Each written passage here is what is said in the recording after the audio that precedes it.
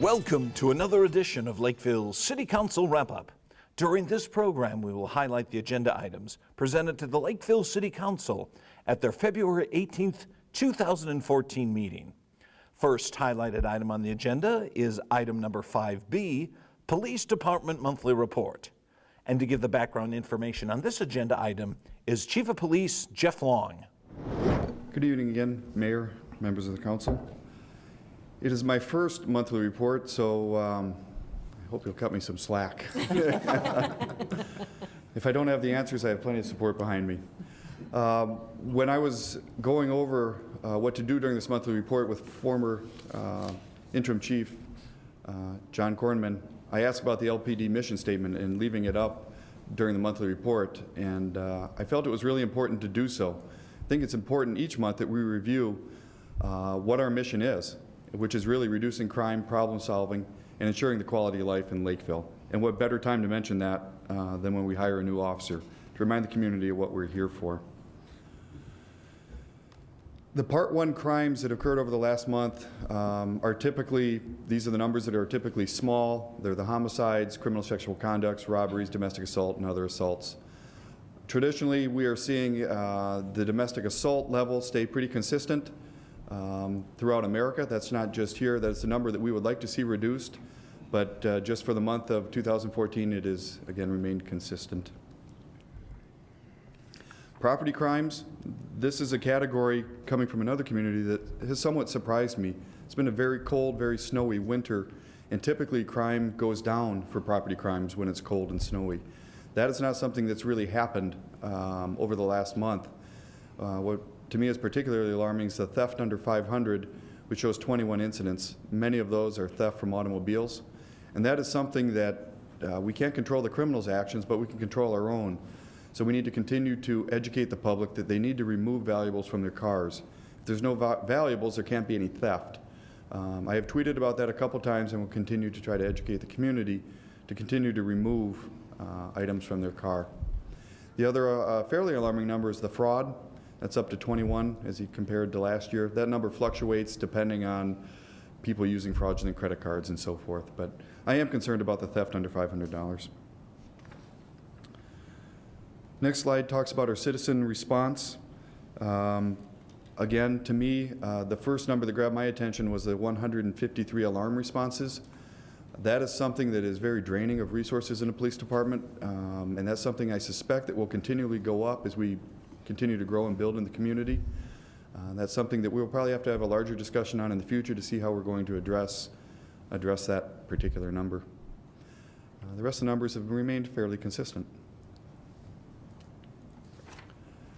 The next issue is traffic issues. That's in my first month here, something else that has surprised me. I thought I received a lot of traffic complaints when I was chief in Edina. I'm learning quickly I'm receiving a lot of traffic complaints here too. There are a lot of concerns about the speed of traffic, the cut-through traffic, blowing stop signs, things of that sort.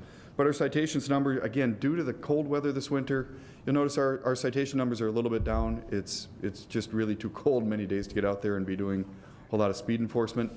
But if you look at the overall traffic stops, still about 450 for the month. That's not too bad. Moving on to our specific traffic officer activity. There's a list of sites that they've been paying extra attention to.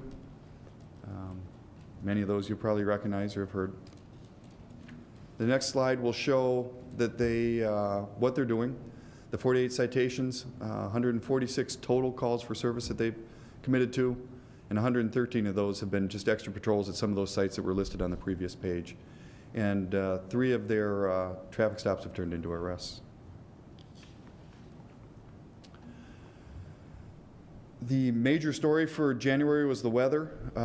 Again, looking at we had 18 days with snowfall. It was windy. January 26th produced 47-mile-an-hour gusts, 20 days with below zero temperatures, 23 below on January 6th. It was a tough month for people that work outside. Public works, police officers, firefighters, people that work on the jetway at the airport. It's just been a really, really tough month. But our officers have worked hard and stayed pretty consistent. Recent cases, obviously we had the death investigation of Andrea Marker that was in the news. That's been resolved as natural causes. 3 other death investigations during the month of January, nothing suspicious, all unknown or natural causes. Now, I don't mean to steal the fire department's thunder, but we did have a structure fire January 6th, and the primary purpose is to show our officer out there and the fact of how much they have to bundle up to work in these environments. And that is the end of my first monthly report. Any specific questions? Next highlighted item on the agenda is item number 5D, Parks and Recreation Department 2013 Annual Report. And to give the background information regarding this agenda item is Parks and Recreation Director Brett Altergott. Tonight, I'm going to present the 2013 Annual Report for the Parks Recreation Department, which also includes the Arts Center and Heritage Center. Our mission statement: the Lakeville Parks and Recreation Department will strive to administer safe, proficient means of managing park areas and provide diverse recreation opportunities in order to enhance the quality of life for Lakeville residents. The parks facilities maintained, including we have central maintenance, the Arts Center, the Heritage Center, the disc golf course, which is on, again, school property, but we maintain that. Conservation areas, greenways and parks, totals 1,776 total acres, of which 474 of those acres are active acres. In addition, there's 103 miles of paved trails and 10.28 miles of natural and grass trails, the majority of those being at Ritter Farm Park. Community connections. These are the organizations that we work with throughout the year. And without their partnerships, we would not have the quality of programs and facilities that many of the residents enjoy. The dollars and volunteerism that they donate, without them, again, nothing that we would do would be possible. The Heritage Center. The Heritage Center, we continue the fundraising efforts to pay back the loan from the city. So between donations and fundraising, this year we raised over $63,700, bringing our total to $204,856 since the first year. Key events in the fundraising include the Summer Splash. This year was the Heritage Center Golf Classic in its first year, the online auction, waffle breakfast, and bazaars. In addition, the facility was made available to residents and businesses for parties, meetings, and workshops, which were very successful in the past year. Also in donations that we want to call attention to, the Lakeville Baseball Association donated $66,663 in 2013 for projects at King Park and Mashad Park. Again, those are the partnerships that I talk about that are extremely important, and there's slides of some of the projects coming up. In addition, the Lakeville Fast Pitch Softball Association donated $23,593, and that was for dugout improvements at Aronson Park. In addition, we work with Farmington as well, and they donated $2,400 of ag lime for Green Ridge and Quail Meadows, where they use those facilities. At $11,696 from various local businesses and organizations to support the recreation programs in Heritage Center. And of course, we had the $2,000 donation from the Lake Marion Homeowners Association for the Kenrick Avenue Trail. At the Lakeville Arts Center, in the last year, we had 42,315 visitors. In our 12 years, it brought our total over 413,000. Revenue from the Arts Center this year was just shy of 188,000. We had 757 facility rental or bookings totaling for $31,000 and 108 classes offered to over 1,000 participants. And in those facility bookings, that's an average of over 2 bookings a day. That'll be everything from when a performance is going on. That's all the rehearsals and classes and things that take place in the Arts Center. But again, that averages over 2 bookings per day. Excuse me, the Art Festival attendance, it's an estimate. And I know there was some back and forth, but we estimate about 10,000 people this year with the weather attended the Art Festival. Again, it features artist demonstrations, literary art, community art projects, food and entertainment. This year we had 70 featured artists. They took advantage of the expanded South Lawn. We had over 100 volunteers. And again, Shelley Carney led the group again this year, and she is back in 2014 to lead the group as well. Staying with the Art Center, we had 7 art gallery exhibits, 99 theater performances, totaling just shy of 16,900 attendees. 14 of those stage productions and concerts were sponsored in part by state and regional grants and local businesses. We had 22 holiday performances with 2,900 audience members. And of all those tickets sold, just short of 10,000 were online. So that online purchasing has really been phenomenal for the Art Center.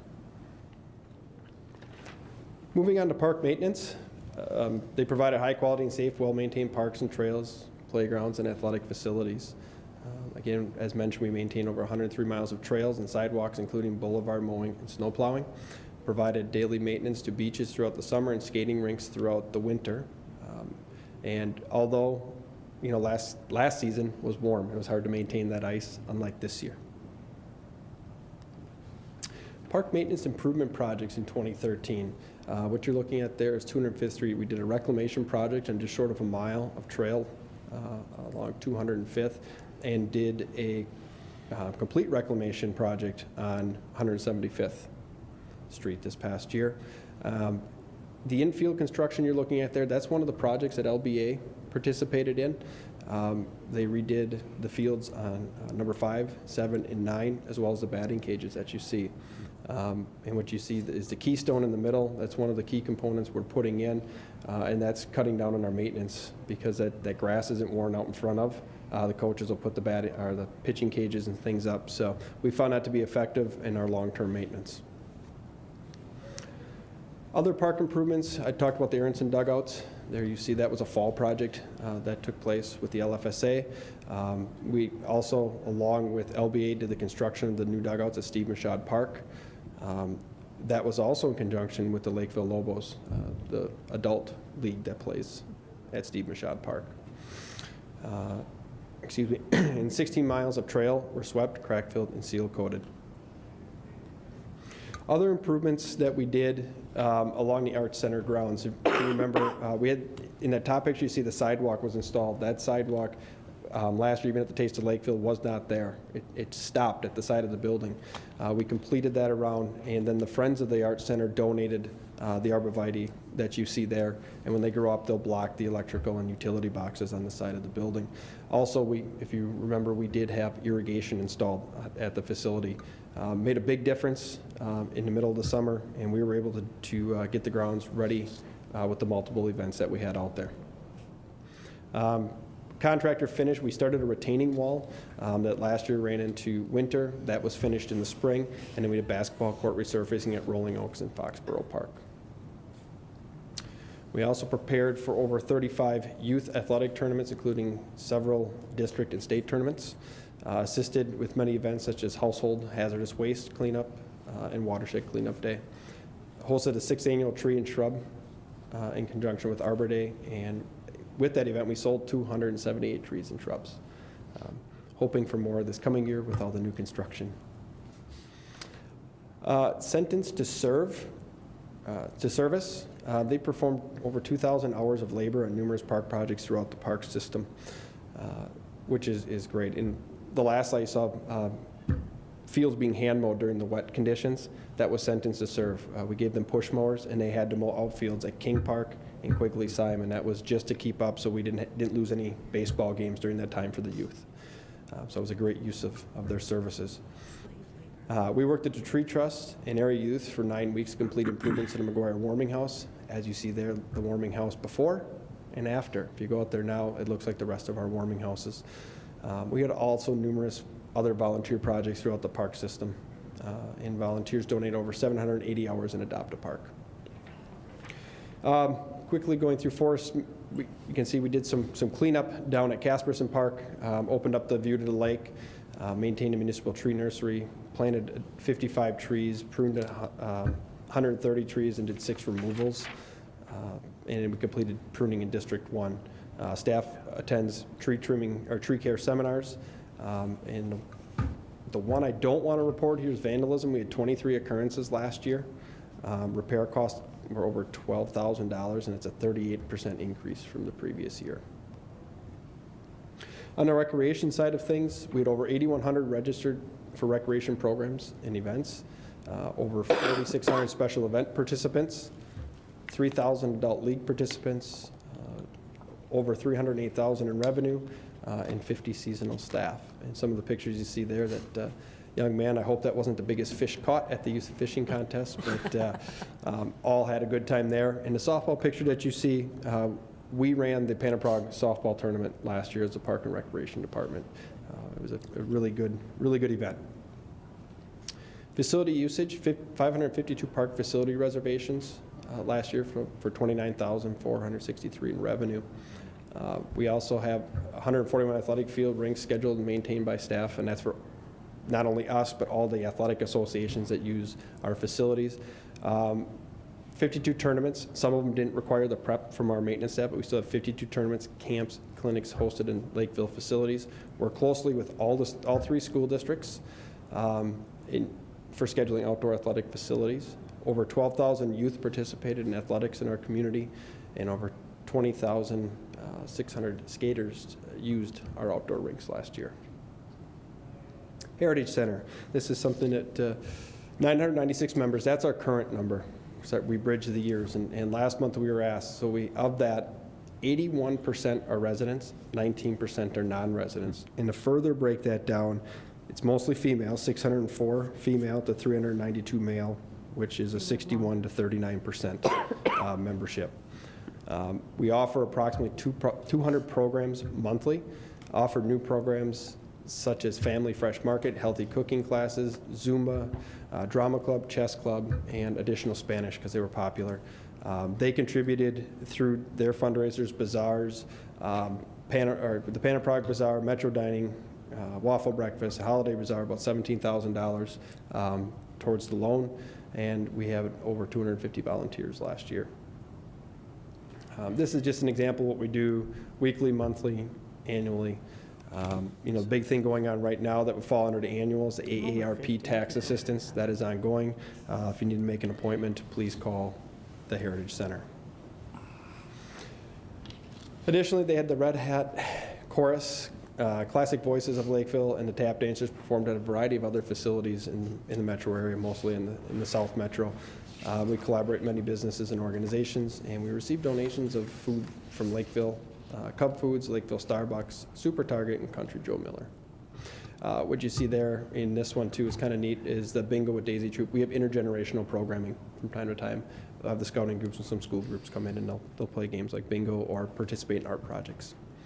Upcoming events, this weekend we have intro to dog sledding classes from 10 to 2 out at Ritter, followed by dog sled and snowmobile rides from noon to 3 on Saturday. It used to be Winter Ritter Fest, but people were really just coming for the dog sled and snowmobile rides. So we kept that and took it as a pre-registration only. And again, I mentioned we have the senior tax assistance. At the Arts Center, this week we have Siren in the 60s, Leto and Wright in early March, Dave and Ted present a senior citizen special, What a Wonderful World, and Deuces Wild dueling pianos on March 14th. So you can see March 14th is a busy day with 2 performances. And with that, thank you for your support throughout the year, and I'll stand for any questions. Next highlighted item on the agenda is item number 7, consider application of Shamrock Development for the preliminary plat of 21 single-family lots to be known as Chokecherry Hills II Edition. And to give the information regarding this agenda item is City Planner Darrell Morey. Chokecherry Hill II Edition is a 21-lot single-family residential plat, and it is on approximately 29 acres. It includes 5 outlots, and it's located in the northeast quadrant of 190th Street and Dodd Boulevard, or County Road 9. The subject property is zoned RST2, which is single and 2-family residential district. This is the second phase of the Chokecherry Hill development. There actually will be 3 phases. The first edition was final platted late last year in the fall and included 67 single-family lots. And if I can, I am going to put on the screen, this is the overall of the 3 Chokecherry Hill additions Here's the first addition towards the easterly portion of the property. The second addition is highlighted, outlined in orange. And the third addition, which will be coming forth to the next City Council meeting, it's shortly on the heels of the second addition, adds another 49 single-family lots to this development in this quadrant. Chokecherry 3rd is scheduled for this Thursday's Planning Commission meeting. Staff has reviewed the preliminary plat with the requirements for the zoning and subdivision ordinances, and finding is that the plat meets all of those requirements. Just want to point out a couple of highlights regarding this development. There is 5 outlots. Outlot A is up here in the northeast corner of the preliminary plat, and it includes a ponding area, which is outlined in blue, and also a segment of greenway corridor trail that will come up from the public street that serves the development, known as Huxley Avenue, and will extend to the north plat boundary and will be extended to the north and to the east, consistent with the city's park and trail system plan in the future when that property develops. This trail, which also will be included in portions of the first and third editions, will tie into the Greenway Corridor Trail that's already in place in the Donley Farm development to the south. Dodd Boulevard, there was additional right-of-way need identified by Dakota County with the Plat Commission, Dakota County Plat Commission's review of this preliminary plat. The reason for that being that the right-of-way that was platted on the west side of Dodd was at a time when the right-of-way needs for Dodd Boulevard were less. An additional 15 feet is needed to upgrade Dodd Boulevard to its ultimate section, which is 4-lane divided roadway. Since the west side of Dodd is developed, the opportunity to gain that right-of-way is limited, and so the developer is including the additional 15 feet as an outlot, actually 3 separate outlots, and that will be part of a land swap or acquisition by the county when the Dodd project, upgrade project proceeds.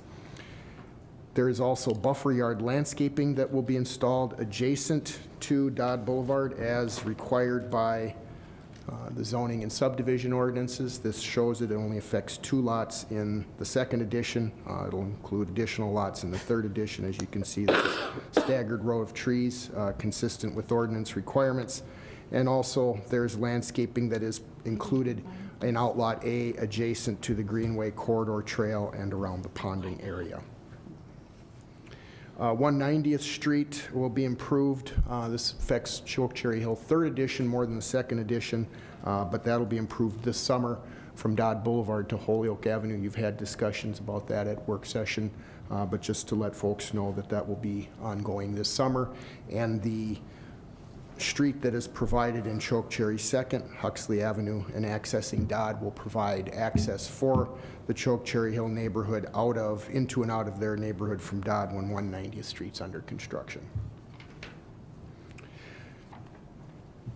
The Planning Commission held a public hearing on the preliminary plat at their meeting on February 6th. There was public comment from 2 neighboring residents. In addition, there was a letter that was sent by one of the neighbors who spoke at the public hearing that was included with your packet, and their questions and concerns were related to traffic safety and speeds on Dodd Boulevard.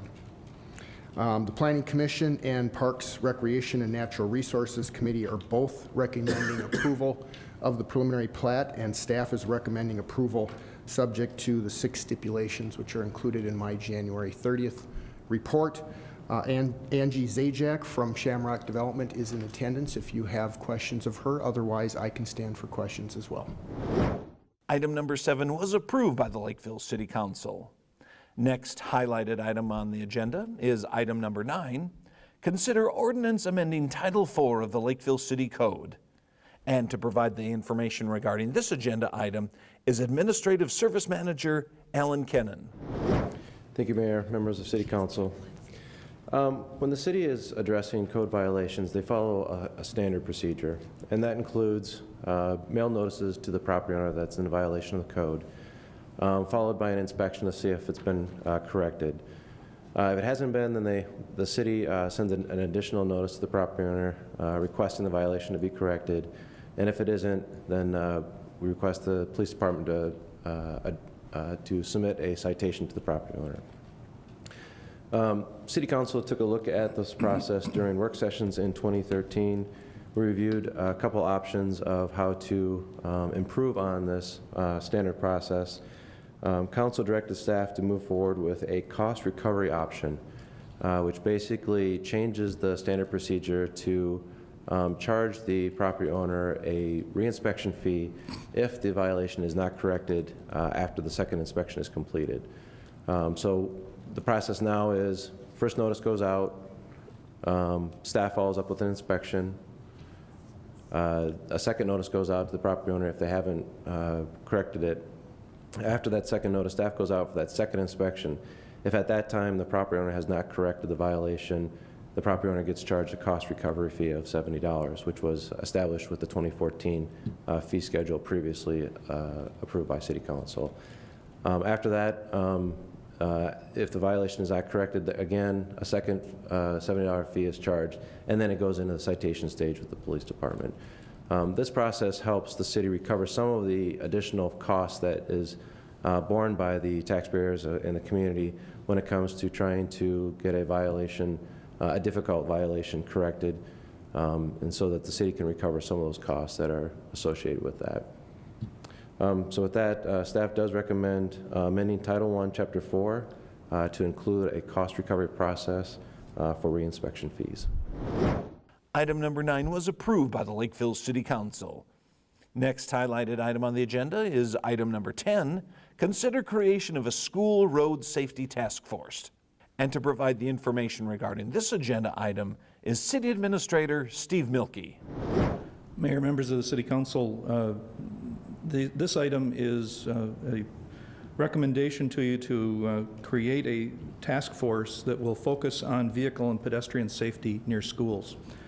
City Council has discussed this at their work session, but to recap the discussions, with the tragic loss of Alyssa Edel on Dodd Road, one of the topics that has come up is whether or not the city and the county should reprioritize the county road projects within our capital improvements plan.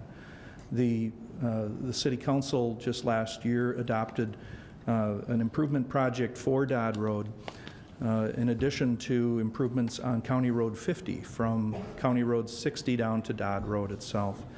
Both of those projects are currently scheduled for 2017 for the County Road 50 project and 2018 for the Dodd Road project. The concept of altering the schedule for those within our capital improvements plan has been proposed. And this spring, the City Council and the county will, as it does every year, relook at all of its county and city capital improvements projects. And each year, the council does a prioritization of those roads. But in addition to vehicle safety for high school drivers moving between projects and to school and back, there are also pedestrian issues that have been raised since then on how pedestrians and bicycle riders easily access their schools, be it elementary, middle school, or high school. And within our capital improvements plan, we also have a full section on trail improvements along county roads and city collector roads. And it was proposed that we consider with a task force to look at vehicle and pedestrian safety near schools. So before you tonight is the proposed creation of this task force. There would be 2 tasks or charges to this task force, and let me read them to you. One is to consider and provide recommendations on identified road and pedestrian projects based upon determined needs. The recommendations shall be divided into road projects and pedestrian bicycle projects due to the nature of the funding sources, and I'll expand on that. Within the various capital improvement plans, there are certain projects that have funding from state sources, and there are those that do not and rely on property taxes for improvements. The two road projects are both municipal state aid and county state aid highways, and the funding source for both of those projects are state resources. Pedestrian improvements, bicycle and trail improvements generally fall to other revenue sources, be they park dedication fees or taxpayer dollars. And how youth and students access their schools for pedestrian manners is a significantly different and frankly a more complex issue than is road projects. And therefore, when we talk about the nature of the funding sources, it's important to understand where the funds come from in doing the prioritization. Because ultimately, safety trumps most other projects and most other reasons, but there are other projects within the capital improvements plan that also have safety implications that aren't necessarily near schools. So it's going to be important that the work that this task force does gets balanced by the council and the county board against the other projects that already are within the capital improvements plan. The second charge to the group is to review existing city, county, and school information on identified issues, processes, and enforcement impacting student safety. In other words, where students are being asked to gain access to their school property. Almost all of the schools are on some form of a high-capacity road. How do the students access their schools? Do they do that at crossings? Are there crossing guards? How might those issues of student access to their schools be improved from what they are today? And we'll ask the task force under this charge to look at that. There's a lot of information that already exists relative to these. We will work with the county and the school to provide resources to the task force. And then I'm sure there will be other information that will need to be gathered over time. It's recommended and suggested that there be 9 members on the task force. Of those, there would be 4 members from the 3 different school districts, 2 from District 194, and 1 each from Districts 192 and 196. It's recommended that you have 2 from the City Council, 1 from Dakota County, and then 2 citizens. And due to the time nature, it's recommended that these be appointed by the mayor. Those 9 individuals would then work with city and county staff to establish a meeting schedule. We're assuming meetings about every 3 to 4 weeks, but we'll have to have an organizational meeting with the task force to figure that out. It is hoped that at least on the road projects, we will have information in hand in time for the capital improvements plan process that the council and the city, the county board will go through, and that usually happens in late spring, early summer. We would expect to have some information perhaps ready by then. The process is intended to be facilitated by city staff in conjunction with county staff.